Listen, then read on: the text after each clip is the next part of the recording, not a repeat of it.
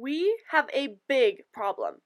The United States is losing 175 acres of farmland every hour due to urbanization. There are many creative ideas that have been suggested to meet this challenge, but my personal favorite is vertical farming.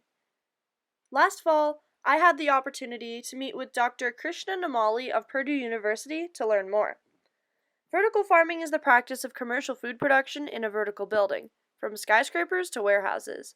Inside a vertical farm, rows of plants are stacked on top of each other, creating what looks like a wall of green. There are LED lights that provide a spectrum of ultraviolet rays, similar to that of the sun.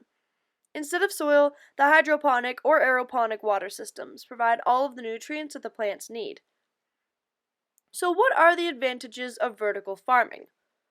Because it's indoors, all elements are able to be controlled, and the growing area is twice as productive as traditional outdoor farming methods. Some detractors point out a disadvantage that vertical farming uses a lot of energy for lighting, temperature control, and watering. However, savings in transportation costs alone can offset any additional overhead and energy costs. Usually, the rural areas where we traditionally grow our food are hundreds of miles away from the urban areas that we ship it to. Having farms in cities will cut down the cost of transportation, as well as carbon emissions. The biggest challenge of vertical farming comes down to one problem: money. The startup of a vertical farm is very expensive, but one company thinks that they have it figured out.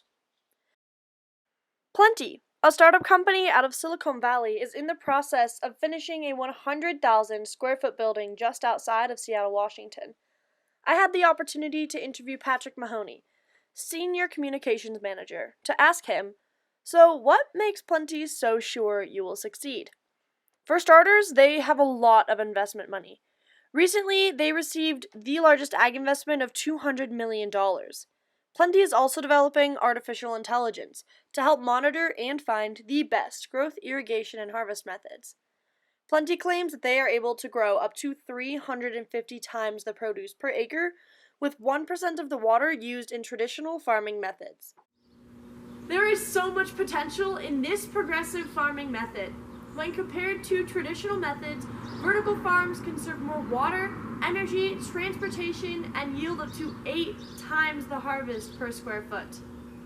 If we continue to think outside the box, or should I say inside the building, then we will be better prepared for our future of feeding the world.